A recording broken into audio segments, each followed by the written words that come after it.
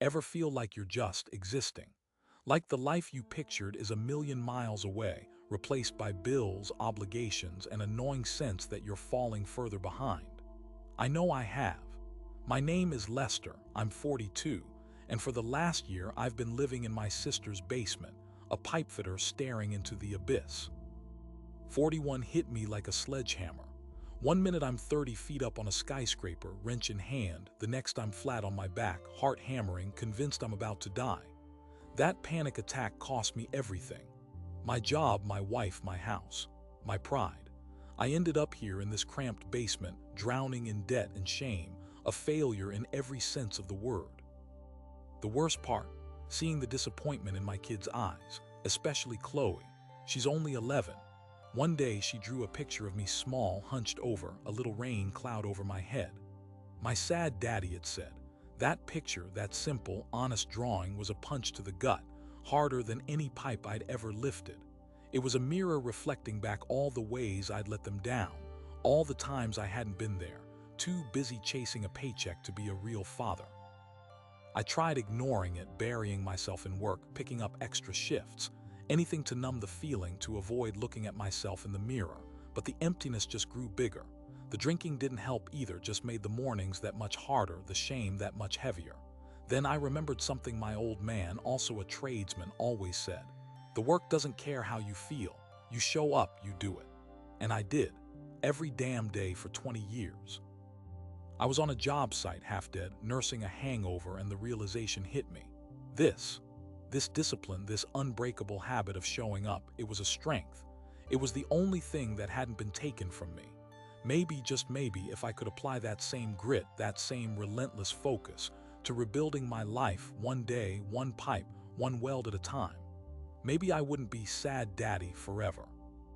That night, lying on the lumpy pull-out couch in my sister's basement, the low hum of the refrigerator the only sound, I stared at the ceiling. 4:00 a.m. would come soon enough, and with it, another day hauling pipe, another day trying to ignore the gaping hole inside me. Lester, 42-year-old pipefitter, reduced to a tenant in his sister's house. A paycheck-to-paycheck existence. A failure. My hand instinctively went to the scar above my eyebrow, a white line etched into weathered skin. A reminder of a mistake, of a dropped wrench, of a younger, cockier me. 20 years I've been a pipefitter, 20 years of sweat and steel. Now I wondered if it all amounted to nothing. I thought of Jake, my 14-year-old son, his face hardening lately, mirroring my own guarded expression. The last time I'd seen him, he'd asked for help with his bike. For a moment, the old pride flared up in me. It had been a perfect Saturday afternoon, before the reality came crashing down. Chloe's drawing haunted me. My sad daddy. Kids see things so clearly without the filters we build up over years of disappointment. I'd failed them. I had pushed Sarah away. My silence, my inability to talk about anything but work, it was a slow poison that had finally killed our marriage. Now, $62,000 of debt hung over me like a lead weight. Medical bills from the breakdown, the credit cards maxed out during the divorce, and the money I owed my sister, a constant reminder of my dependency. The alarm blared at 4:00 a.m. I swung my legs over the side of the couch, the springs groaning in protest. Coffee, that was the first order of business. The small hot plate in the corner sputtered to life. The smell of burnt coffee filled the cramped room. It wasn't much, but it was a start. "Another day, Lester," I muttered to myself, the words barely audible. "Show up, get to work, and go back to your sister's basement." Driving to the job site, the pre-dawn sky was a canvas of grays and blacks, the highway empty except for a few other early risers, other tradesmen heading to their own battles. I gripped the steering wheel, knuckles white. The radio droned on with some mindless chatter. I flicked it off. Silence. I needed the silence. Time to prepare for the day ahead. I pulled into the lot at 5:20, grabbed my hard hat and gloves, and trudged toward the gate. Lester, the pipefitter. Time to do what I do best. Continue seamlessly from previous section. I pulled into the lot at 5:20, grabbed my hard hat and gloves, and trudged toward the gate. Lester, the pipefitter. Time to do what I do best. The biting Illinois wind whipped around me as I walked onto the site. The skeletal frame of the new office building loomed against the dark sky. Another day, another set of pipes to weld, another step closer to finishing this damn project. Foreman Miller, a gruff man with a permanent squint, waved me over.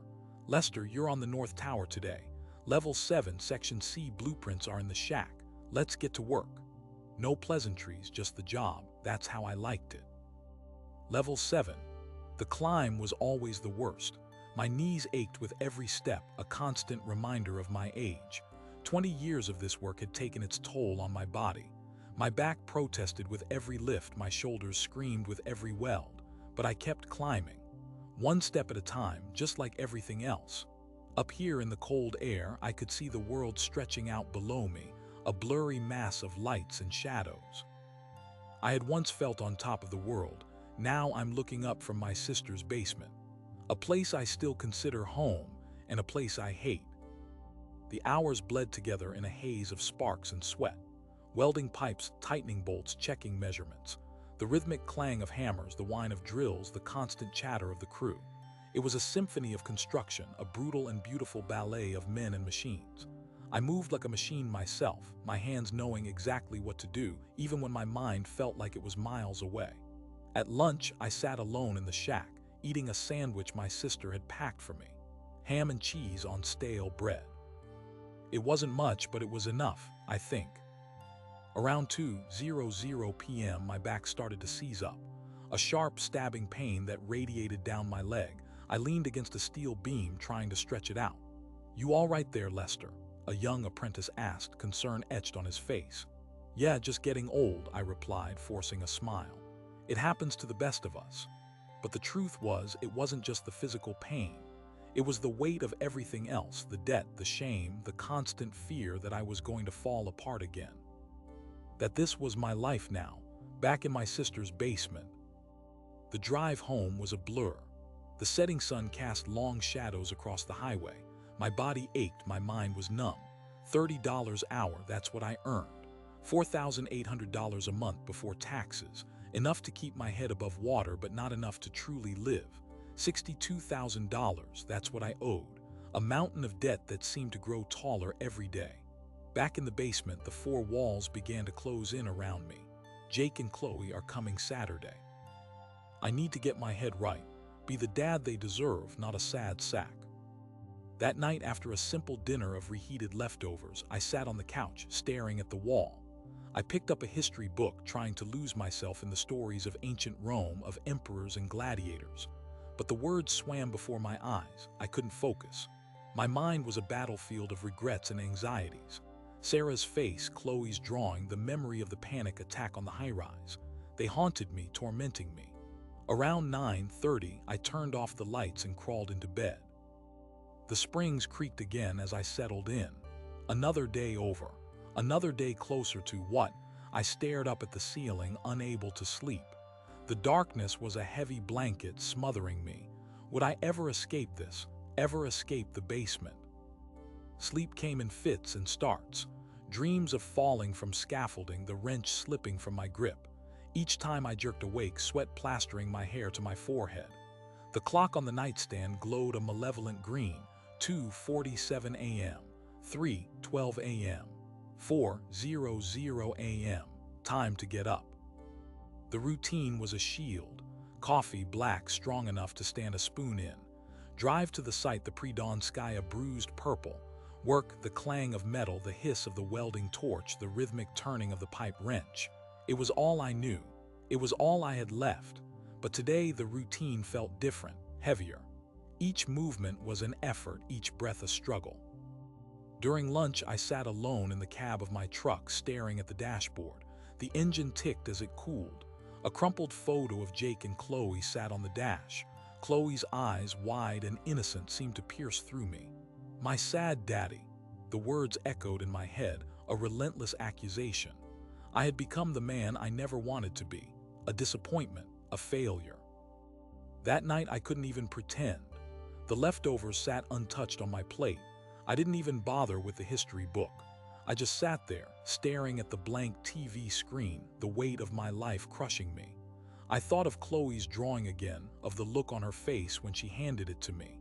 I'd forced a smile then, but inside something had cracked. The breaking point came later after the kids had left. Sarah had dropped them off, a strange silence hanging in the air. As she turned to leave, she looked at me, her eyes filled with a mixture of pity and something else I couldn't quite decipher. "Lester," she said softly, her voice barely a whisper, "you need to get help for them if not for yourself." And then she was gone. Back in the basement, I looked around at the cramped space. The boxes of my old life stacked against the wall. The single bed, the hot plate, the cheap, worn carpet. This was it. This was my life now. A 42-year-old pipefitter living in his sister's basement, drowning in debt and regret. I sank down onto the bed, the springs groaning beneath my weight. I found myself staring at the floor. I couldn't breathe. I remembered Chloe's drawing again, my sad daddy. Then I thought of my dad, the man whose hands were as calloused and scarred as mine. He taught me how to weld, how to sweat copper pipes, how to build something that would last. He never complained. He just showed up and did the work. I always admired him. "Hey, Dad," I whispered, looking at a picture on the table. "I get it now." I realized then, the only thing stopping me was me. "One pipe, one weld, one day at a time," I muttered. That night, for the first time in a long time, I didn't just go to sleep. I made a choice. The springs of the old bed creaked as I pushed myself up. 42 years old, a pipefitter with 20 years under my belt, reduced to this. I looked around the basement, a prisoner of my own making. Shame coiled in my gut, a familiar ache. $62,000 in debt, medical bills, maxed out credit cards, money I owed my sister. A life built on failing. "I am done living like this," I said, the words a low growl in the small room. The air felt thick, heavy with the weight of the past year. I thought about my kids, Jake and Chloe, Chloe's drawing, my sad daddy. My ex-wife Sarah's words echoing in my head, "You need to get help for them if not for yourself." She deserved better. They deserved better. I walked over to the hot plate and started making coffee. The cheap machine sputtered and gurgled, filling the basement with a familiar, comforting aroma. It was a ritual, one I'd clung to even in the darkest days. My head was swimming with thoughts. I grabbed my worn notebook and a pen from the table. I'd been scribbling in it lately, just fragments of thoughts, feelings I couldn't voice. Tonight, the words came a little easier. One pipe, one weld, one day at a time. I wrote them down, underlined them. It was the only way I knew how to build anything. Maybe it was the only way to rebuild myself too. I finished the coffee, the bitter taste grounding me. I knew what I had to do. Not some grand gesture, not some overnight miracle, just a start. One small step. That next morning, I wasn't just going to drive to the job site. I would show up earlier, be prepared, and do the best damn job anyone had ever seen me do. Maybe it wouldn't fix everything, but it was something. A first brick. A promise to myself. The coffee burned my tongue, but I barely noticed. Lester, the 42-year-old pipefitter, was done feeling sorry for himself. Chloe's drawing, that small, devastating piece of art, was burned into my brain. Sarah was right. It wasn't about me anymore. It was about them. The years of silence, of pushing them away, had to end. The thought of facing another day felt like wading through concrete, but I knew what I was good at. 20 years of bending metal, tightening bolts, making things fit. It was the only thing I trusted. It's how I built a career, one connection at a time. Building a family and losing it was harder, and it was a lot more than just tightening bolts. That night, sleep was fitful. Images of the job site flashed behind my eyes. Pipes, wrenches, the looming height of the building, then Chloe's drawing. Before I knew it, the alarm was blaring at 4:00 a.m. I sat up, the familiar stiffness in my back a constant reminder of the years spent hunched over pipes. I made my coffee, a ritual of comfort. As Lester drove, the highway was empty, the sky just starting to light. The city was waking. As the sky grew lighter and the radio was playing some song, it hit me. I had been so focused on the size of the mountain of debt that I didn't see the daily steps I was already taking. Every day for the past year I still got up, I went to work, and I stayed sober. If I could do that, surely I can rebuild myself too. At the job site, the usual crew was milling around, tired eyes and quiet greetings. I went to my foreman, a grizzled old-timer named Frank. "Frank, need anything done early? I want to get a jump on things today." Frank raised an eyebrow, a hint of a smile playing on his lips. "You feeling all right, Lester? You're usually the quiet one." I just shrugged. "Just want to get to work." I could see the disbelief in his eyes, but also a flicker of something else. Respect, maybe. I grabbed my tools, the familiar weight grounding me. I started with the blueprints, studying them with a focus I hadn't felt in months. One pipe, one weld, one day at a time, that's all it was. Break the mountain down into rocks, rocks into pebbles. I could do that. The morning flew by. I worked with a renewed energy, the anxiety still there but muted, pushed back by the simple act of doing. I even helped out a young apprentice who was struggling with a tricky fitting, showing him the technique my father taught me years ago. I hadn't thought about my dad in a long time. His voice boomed in my head. Complaining is a weakness. He never said it with malice, just facts. Lunch came and went. I barely stopped. I thought about Jake, my son, and the bike he was always tinkering with. I thought about Chloe, how her face lit up when she was doing art. They needed me. This was just a job, but this was my chance. At the end of the day, I was exhausted, but it was a good exhaustion, a honest exhaustion. And that night in the basement, the air didn't feel so heavy. But the demons were still there, whispering their familiar lies. "You'll fail again, Lester. You always do."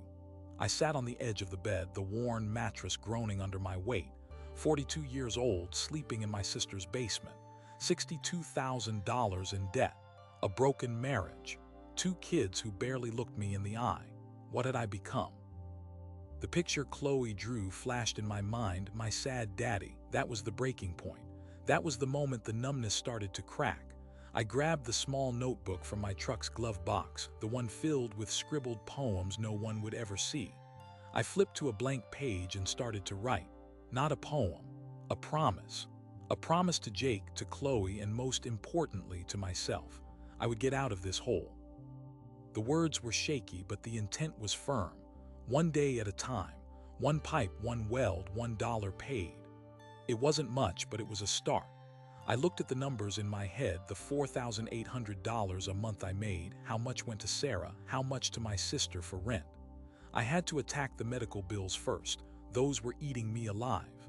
Then the credit cards, the ugly reminders of my own failures. Lester remembered his dad teaching him the trade. Measure twice, cut once. I had been cutting corners for too long. Now it was time to measure twice, think ahead, plan, and start building. He thought to his secret dream of that small plot of land and a cabin. It seemed so far away, but every house starts with a foundation. I would start with a single payment. I went to the hot plate and made another cup of coffee, the bitter taste strangely comforting. I needed to be ready. Tomorrow was day one. I would call the hospital about a payment plan. A small one, I didn't have the money for more. It wouldn't erase the debt, but it would be a step. I would call Jake and Chloe and ask if they wanted to go fishing Saturday morning. I hadn't done that in months. Lester closed the notebook and set it on the nightstand. I laid back on the bed, staring up at the water stains on the basement ceiling. The fear was still there, a cold knot in my stomach. But there was something else too. A flicker of hope, fragile but persistent, like a pilot light in the darkness. I would get up tomorrow. I would go to work. I would make the call. And that's all I needed to do to start. The 4:00 a.m. alarm hit like a punch to the gut. Lester groaned, slapping the snooze. He pictured the foreman, Earl, a man who hadn't smiled since the Carter administration, barking orders. Getting to the site late wasn't an option. The cold basement air clung to him as he sat up. He shuffled to the hot plate, the smell of cheap coffee filling the small space. Outside, the world was still black. The drive to the construction site was a blur of headlights and the hum of the engine. Lester felt the familiar ache in his lower back, a constant reminder of 2 decades bending over pipes. The site was a hive of activity even before dawn. men moving like worker ants under the harsh glare of floodlights. Lester found his crew, the familiar faces a small comfort. Earl was waiting, his expression thunderous. "Lester, get your lazy ass over here. We're behind schedule on the North Tower." The words stung, but Lester just nodded, grabbing his tools. He hated the high-rise jobs, the dizzying heights, the constant threat of something going wrong. But he needed the money. Every weld, every pipe was $1 closer to freedom. All day Lester wrestled with the heavy pipes, the sparks flying, the sweat stinging his eyes. His hands ached, his shoulders screamed. Doubts whispered in his ear, "You're too old for this. You're washed up. You're going to fail again." He pushed them back, focusing on the task at hand. Measure twice, cut once. One pipe, one weld, just keep going. Lunch was a cold sandwich eaten in silence, the noise of the sight a constant drone. Lester saw some of the younger guys laughing, joking. He remembered those days, the camaraderie, the easy confidence. Now he felt like an outsider, a ghost haunting his own life. He thought of Chloe's drawing, the sad little man she saw him as. That image fueled him, a burning ember in the ashes of his despair. After work, Lester made the call. The hospital billing department was a labyrinth of automated menus and music. He finally got through to a real person, a bored-sounding woman who rattled off terms he barely understood. He explained his situation, his voice rough with exhaustion. She agreed to a payment plan, a measly $50 a month. It was insulting, a drop in the ocean of debt, but it was something. He called Jake and Chloe next. Jake answered, his voice guarded. "Hey, Dad," Lester swallowed, fighting the lump in his throat. "Hey, buddy, how about we go fishing this weekend, like we used to?" There was a pause, then a hesitant, "Yeah, okay. Chloe would like that." Lester felt a surge of something he hadn't felt in a long time, connection. Back in the basement, Lester ate a microwave dinner, the silence amplifying his loneliness. He pulled out his notebook, the pages filled with scribbled notes and half-finished poems. He wrote about the heat of the welding torch, the weight of the pipes, the gnawing fear that never went away. Writing didn't erase the pain, but it gave it a shape, a form he could hold. That night, sleep was fitful. He dreamt of falling from the high-rise, the wind whistling in his ears, the ground rushing up to meet him. He woke up in a cold sweat, his heart pounding. He sat up in bed, the darkness pressing in on him. "You can't quit now," he told himself. "You made a promise." He got out of bed, made a cup of coffee, and waited for the dawn. Day 2 was coming. Day 12. Lester woke before the alarm. The familiar ache in his back was a dull reminder of the work ahead, but today it didn't feel quite so heavy. He pictured Jake's hesitant, "Yeah, okay," and Chloe's hopeful face, fishing this weekend. He hadn't held a rod with his kids in too long. A pang of guilt shot through him, but he pushed it down. Focus, Lester. One thing at a time. He pulled on his worn work boots, the leather cracked and scarred like his own skin. The drive to the job site was a little brighter. The sky was still dark, but the first hint of dawn was painting the horizon a faint, bruised purple. He passed the familiar landmarks, the all-night diner, the silent warehouses, the endless rows of houses that looked the same in the pre-dawn gloom. He thought about the $50 payment he'd set up with the hospital. A joke, really, but it was a start, like laying the first brick. At work he found a rhythm, welding, cutting, fitting. The sparks flew, the metal sang, and the world narrowed to the task at hand. He worked alongside men he'd known for years, their faces etched with the same hard lines of experience. There was a shared understanding, a silent camaraderie. He didn't talk much, but he listened. To the jokes, the complaints, the stories of families and struggles. He wasn't alone. He felt it now, a subtle shift. Day 16. Lester ate lunch in his truck, a stale sandwich and a lukewarm coffee. He opened his notebook, the small, dog-eared one he kept hidden in the glove compartment. He hadn't written in it for months, but today the words came. Not a poem, not exactly. Just a sentence. The metal bends, but it doesn't break. He read it over, the words resonating in his chest. That evening, Chloe called. "Dad, what kind of bait should we get?" Her voice was bright, excited. Lester felt a smile tug at the corners of his mouth. "Worms are always good, kiddo, and maybe some crickets." He spent the next hour talking to her about fishing, about the best spots at the reservoir, about the time he caught a huge catfish when he was her age. He hung up feeling lighter than he had in years. That night, he slept soundly without the nightmares. Day 21, 3 weeks. Lester marked it on the calendar he'd tacked to the wall in his corner of the basement. 3 weeks of showing up, of making small changes. He'd paid the $50 to the hospital. He'd called his kids every few days. He'd even started eating a vegetable with dinner.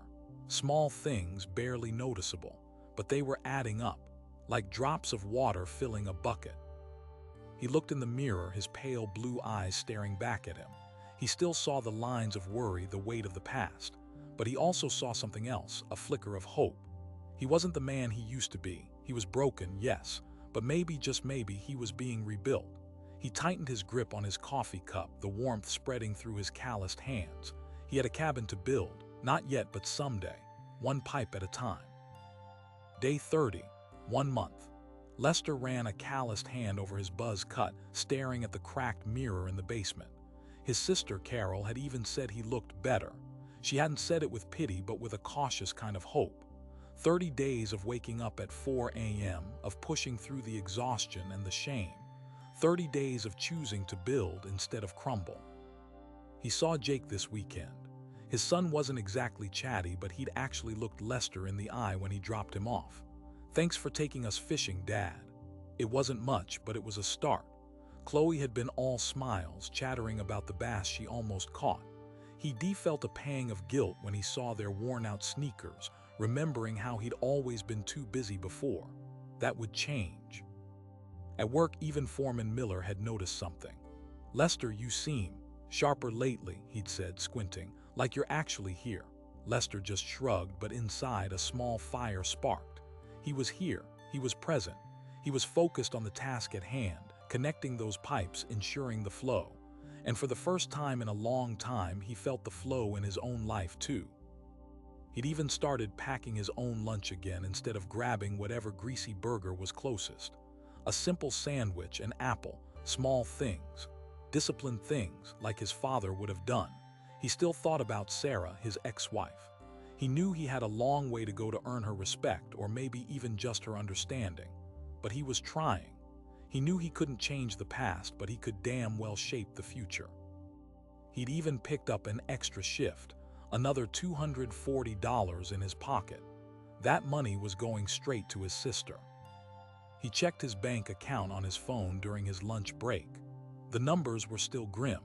$62,000 still hung over him like a weight, a lead apron on his soul. But it didn't feel so insurmountable today. He was chipping away at it, brick by brick. Every extra hour, every skipped beer, every small sacrifice was a victory. That evening, after a long shift, he opened that small notebook in his truck's glove compartment.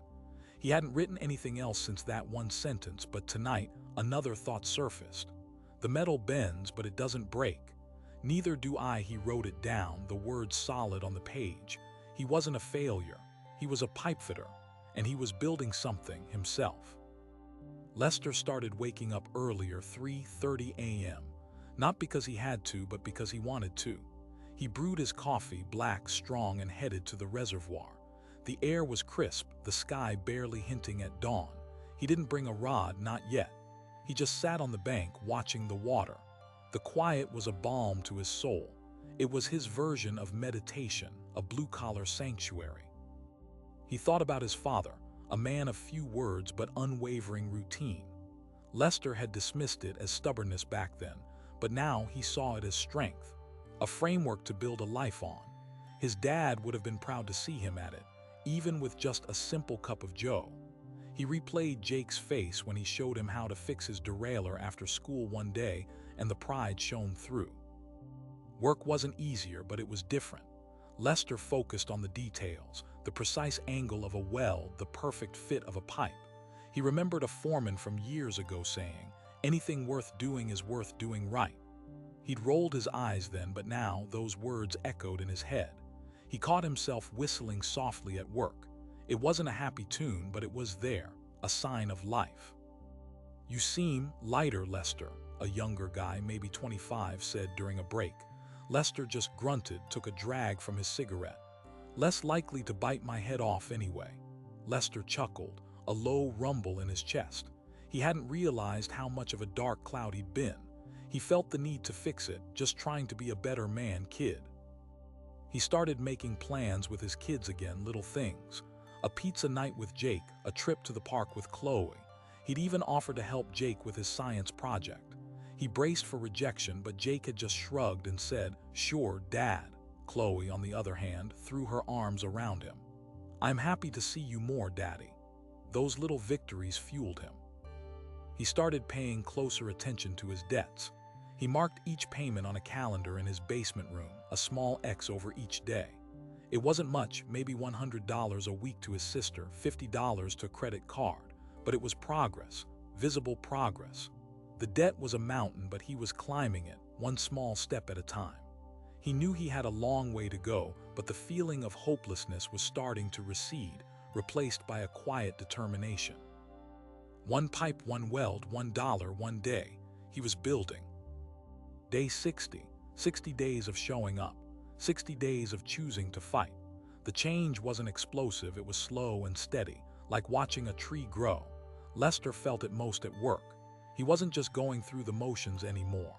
He was thinking ahead, anticipating problems, solving them before they even happened.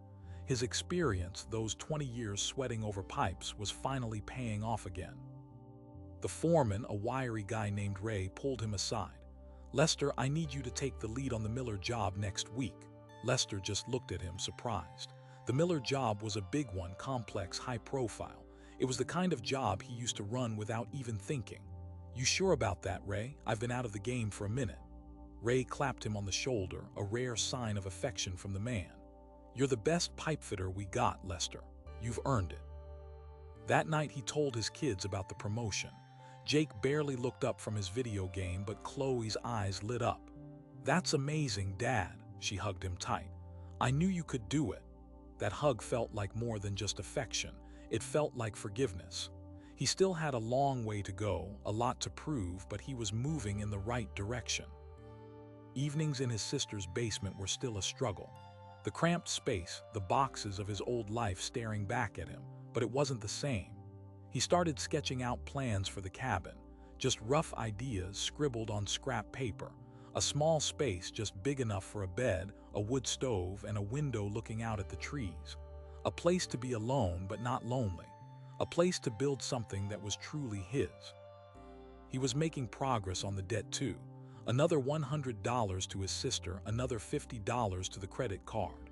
He marked them on the calendar, the small excess adding up. It was a slow burn, but he could see the mountain shrinking inch by inch. He even had a little left over, just a few dollars, but he put it in a jar on his dresser. "Cabin fund," he'd scrawled on the side. One Saturday, Jake asked him for help fixing his bike. Lester showed him how to adjust the brakes, tighten the chain. He remembered the look of pride on Jake's face when he finally got it right. It was the same look Lester had felt when he finished a perfect weld, the same look he was starting to see in his own reflection. The shame was still there, a shadow in the corner of his mind, but it wasn't as dark as it used to be. He had a habit of getting up, a habit of fighting, a habit of building. Lester was driving home from work when he caught himself smiling. A real smile, not the strained kind he'd been faking for months. The setting sun cast long shadows across the industrial landscape, turning the steel and concrete into gold. He reached for the notebook in his glove box, pulled over to the side of the road. He grabbed a pen and began to write a poem about the sunset. A pipefitter, a father, a man, rebuilding. Lester's phone buzzed. Another overtime shift, double pay. He usually jumped at the chance, but tonight was Chloe's school play. He'd promised her he'd be there. He looked at the phone, then at the calendar on his dashboard, marked with excess, progress. He hit ignore, a small act of rebellion against the man he used to be. He thought of Chloe's face, the gap-toothed grin she flashed when he told her he wouldn't miss it. That memory was worth more than any overtime check. The play was, well, it was an elementary school play. Lots of costumes made of construction paper, some forgotten lines, and a general air of chaos. But Chloe was radiant. She played a talking tree, her face painted green, her voice clear and strong. Lester watched her, a lump forming in his throat. He thought of all the plays he'd missed, all the moments he'd traded for another hour at the plant. Regret twisted in his gut, but he pushed it down. He was here now. That's what mattered. After the play, Chloe ran to him, her green face smearing against his jeans. "Did you see me, Dad? Did you see me?" He hugged her tight. "I saw you, Peanut. You were the best tree in the whole forest," she beamed. "Can we get ice cream?" Jake rolled his eyes, but a small smile played on his lips. They went to the local parlor, the same one they used to go to when the kids were little. It felt normal, almost like a family. Later that week, Lester got a call from HR at work. A new project was starting up, a big one. They needed a foreman. "Lester, you've got the experience, the skills. Are you interested?" He hesitated. Foreman meant more responsibility, more pressure, more chance to fail. But it also meant more money. More money meant getting out of his sister's basement.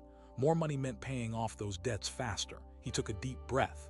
"Yeah," he said, "I'm interested." The first paycheck from the new job was bigger than he expected. He sat at his sister's kitchen table, staring at the numbers on the deposit slip. $4,800 a month jumped to $6,100 after overtime hours. He ran the numbers again just to be sure. It was enough. Enough to finally get his own place. He called Sarah, his ex-wife. He hadn't spoken to her about anything other than the kids in months. "Sarah, I got a raise. I'm getting my own place." There was a long pause. That's good, Lester. I'm happy for you." He could hear the surprise in her voice. Maybe, just maybe, he could earn back her respect too. He found a small one-bedroom apartment on the edge of town. Nothing fancy, but it was his. The walls were a drab beige, the carpet worn, but it had a window that looked out onto a small patch of green. He signed the lease, his hand shaking slightly. As Lester moved his boxes out of his sister's basement, he saw the worry in her eyes. She'd been his lifeline, his anchor. "I'll still be around, sis, I promise." He hugged her tight. "Thank you for everything." That night, as he locked the door to his new apartment, the weight of the past year finally lifted. It was a small space, but it was his. Lester sat on the floor, leaning against the bare wall. A profound and unfamiliar sense of peace washed over him. He closed his eyes, and for the first time in a long time, he dreamt of building, not failing. 1 year later, Lester stood on the small porch of a cabin he'd almost finished building, out on a quiet plot of land he'd managed to buy with a small loan. The scent of pine filled the air. It was October. He'd gotten his deep desire. The apartment was a stepping stone, a place to breathe. But this was different. This was solid, real. He poured every spare moment, every ounce of sweat into raising the walls, shingling the roof. He knew it from his daily routine, one that he took pride in. 4:00 a.m. wake-up coffee. 4:30 a.m. an hour of work on his new debt reduction business plan. 5:30 a.m. 4:00 p.m. work on site as a foreman. 5:00 p.m. work at the cabin. 7:00 p.m. 9:00 p.m. time with kids and dinner. 9:30 p.m. asleep. He found himself doing what he used to do, writing in a small notebook during lunch. He still woke up some nights, heart pounding, replaying the moment he'd broken down on the job. The shame still lingered, a dull ache. But now it was different. Now he knew he could fight it, that feeling of hopelessness. He was still a pipefitter, still 42, but he was also something more. He was a builder. He wasn't just fixing pipes anymore. He was building a life, brick by brick, weld by weld. It had been the unbreakable habit of working hard that pulled him out of the deep end. His debt was shrinking. The medical bills were gone. The credit cards nearly paid off. He still owed his sister, but he was sending her extra each month, a silent thank you for her faith. The biggest change was with his kids. Jake, now 15, was spending weekends helping him on the cabin, hammering, sawing, learning the trade. Lester was there, actually present. He taught his son how to weld, just like his father taught him the trades. He remembered when he taught Jake how to fix his bike, and that same pride was now on display when Jake hit a perfect weld. He saw the quiet pride in Jake's eyes, the same look he used to see in his father's eyes. Chloe, now 12, helped with the garden, planting vegetables around the cabin.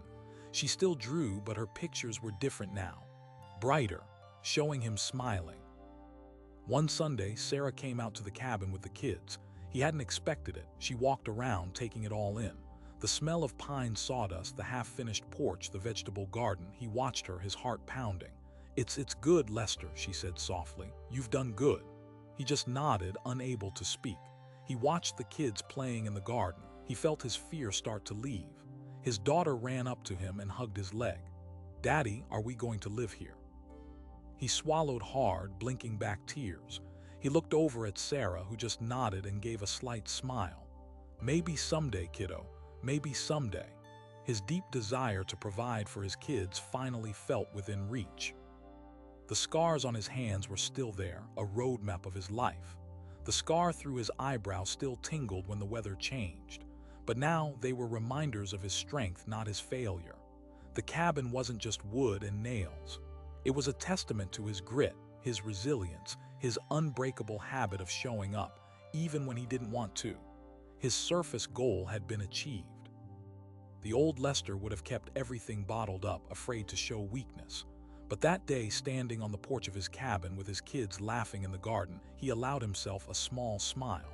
The churning interior had finally settled. The weight on his shoulders had lifted. He took a deep breath. He had built something, and it was good. The habit had broken him out of his rut. He still kept the sad picture Chloe drew in his